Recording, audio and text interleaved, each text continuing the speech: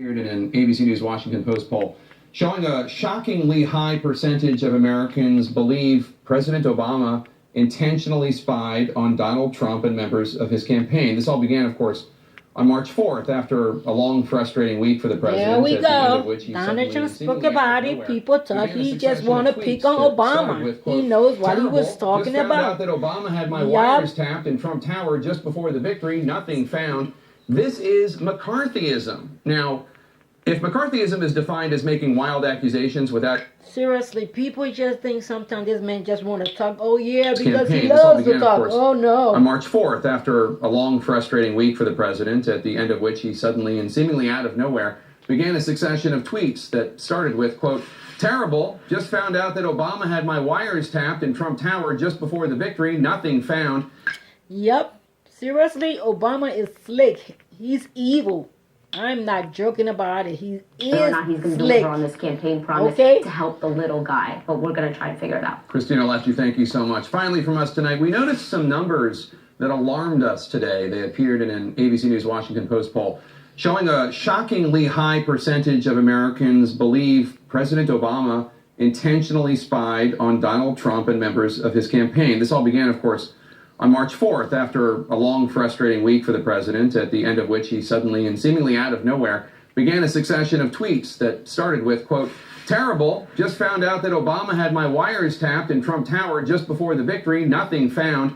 This is McCarthyism. Now, if McCarthyism is defined as making wild accusations without any evidence, the only thing that was McCarthyism were the president's tweets. Any evidence, Speaker of the House Paul Ryan?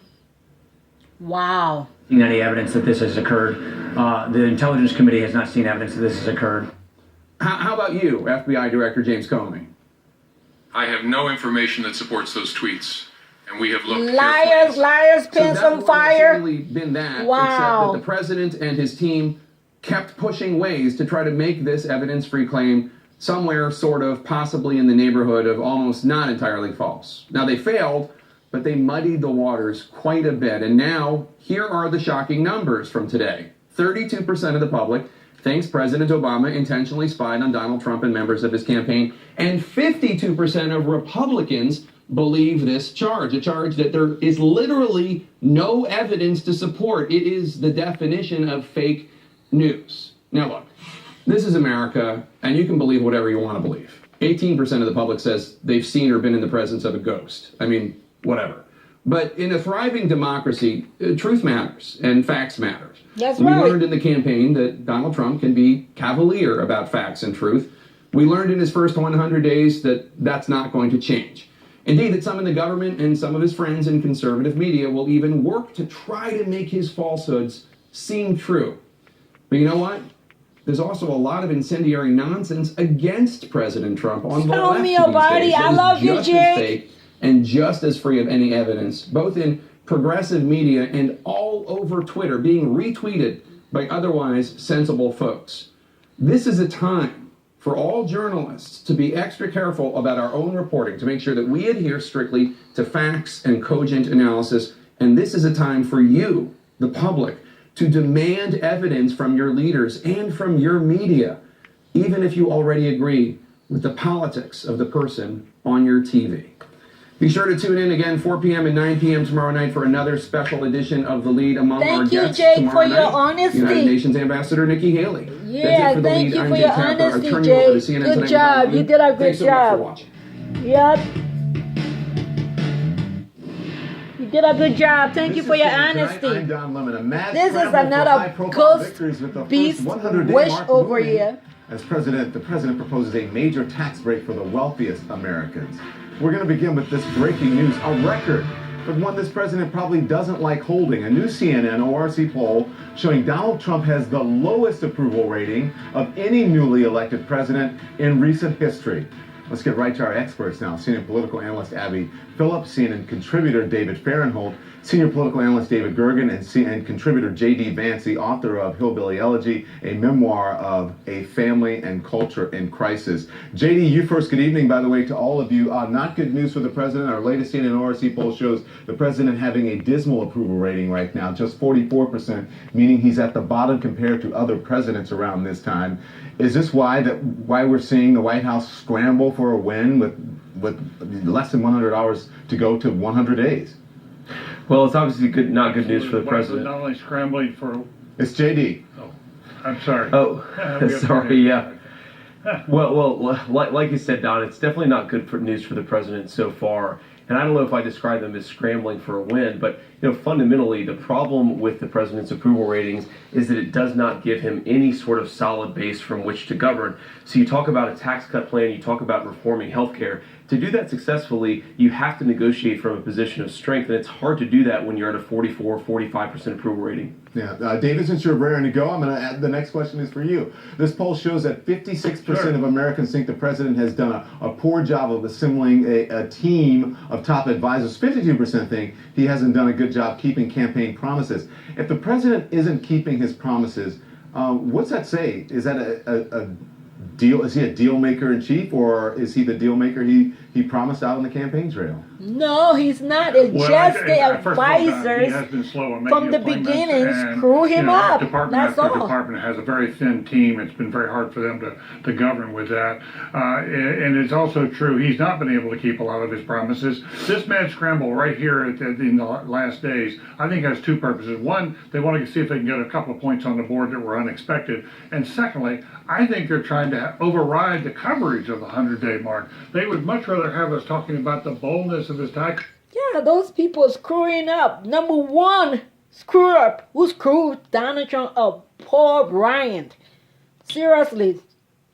I hope you're happy, evil Paul Ryan. You have to negotiate from a position of strength, and it's hard to do that when you're at a 44, 45% approval rating. Yeah, David, since you're raring to go, I'm going to add, the next question is for you. This poll shows that 56% of Americans think the president has done a poor job of assembling a team of top advisors. 52% think he hasn't done a good job keeping campaign promises. If the president isn't keeping his promises, what's that say? Is that a deal? Is he a deal maker in chief, or is he the deal maker he promised out on the campaign trail?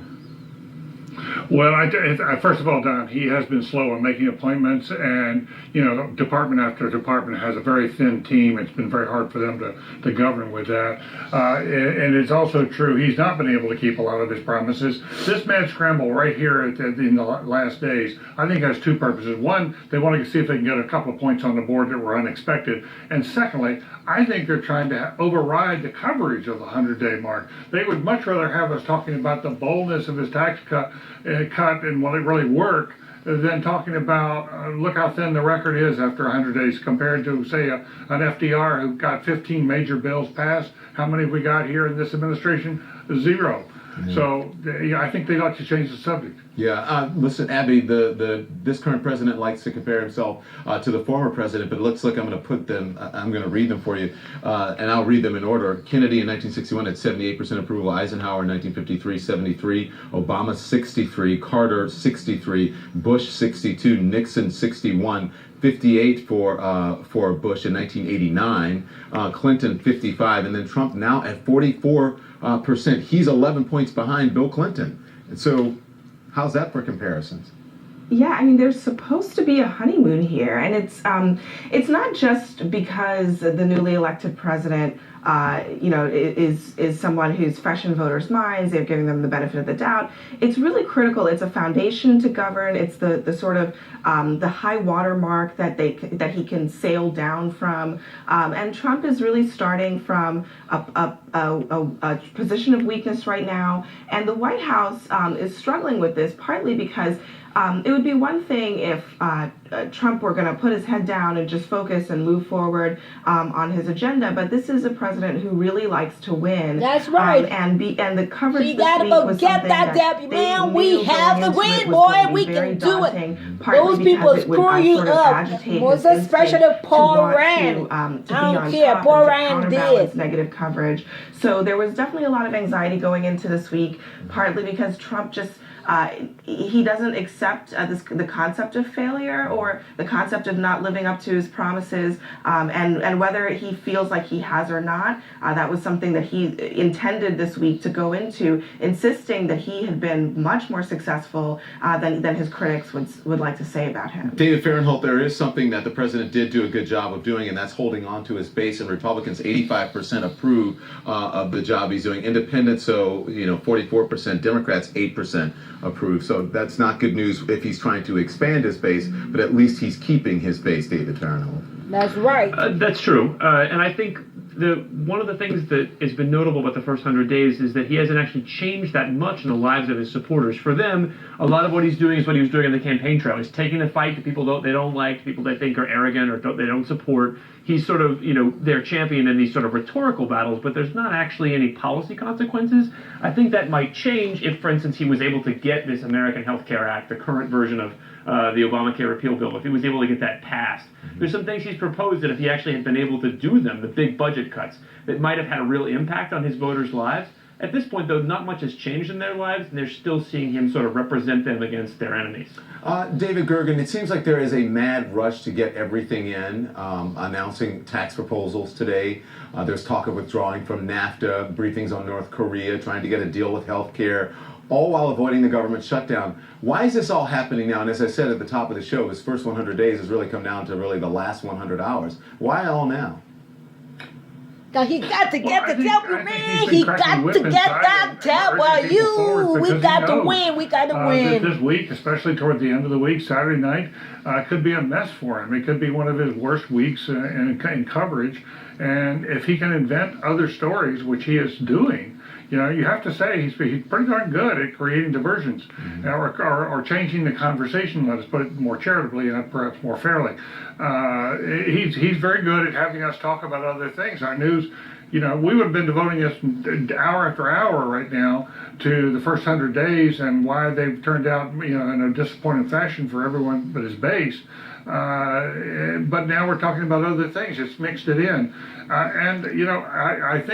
I think he may come to rue the way he's rushed into this and rushing these proposals in front of him, because these things, take the health care plan. There's some talk about voting on Friday. This hasn't been scored by the Congressional Budget Office. We don't know if there are 24 million or even more people who may not have insurance a few years from now if they pass this bill. We don't know anything about the scoring on the tax, and we're talking, about a tax plan we've never seen. We don't have a plan. We have some suggestions of things, a loose group of things. I have it. It's like one page of what he plans to do. So it's like an outline that you would sort of hand in for college. Yeah. This is what my term paper is going to be about. And Abby, I want to ask you about that, because the White House unveiled this tax plan today. Slash individual tax rates, simplify the tax code from 7 to 3 brackets. He also wants to cut the tax rate to 15% for all businesses. The White House handed out the one-page sheet that I showed you. One page, light on details. And one senior GOP aide said that it's not even close to tax reform. The question is, listen, everyone knows the tax code needs some reformation, needs to be reformed. But is all this sort of a drive to get something accomplished within this first 100-day mark? Well, it's important to note that it is not tax reform, and this is something that's really important. I'm told that over the last week there's been a debate about whether the strategy ought to be pursue reform or pursue just cutting rates. It's pretty clear when you look at this plan that where they ended up was a plan that the vast majority of it is just cutting rates, cutting the effective tax rate for low and middle income people, but especially for high income people and corporations. And that is reflective of a desire among the president to just keep things as simple as possible. He doesn't like things like the border adjustment tax, which congressional Republicans really wanted because he felt like it was very complicated. There were too many steps in the process. The problem for him going forward here is that this is not a foundation from which a lot of Republicans want to work from, in part because it's not paid for. It doesn't deal with the underlying problems with the tax code, and it might create bigger problems for them going down the road. So this is an opening gambit for for a president who is sort of like outside of the traditional Washington system. But at some point, he's going to have to get back into the system and work with his own party to get something that is actually doable, that addresses what they promised their voters going into their re-election bids in 2018. I think with two words, important words that you said, Abby, were paid for, David Fahrenthold, because anytime taxes come up, the question typically follows is how's it going to help President Trump? And will we ever see his tax returns? Secretary Steve Mnuchin responded to that. Will the president release his tax returns so that the president Americans... has no intention. The president has released plenty of information and I think has given more financial disclosure than anybody else. I think the American population has plenty of information.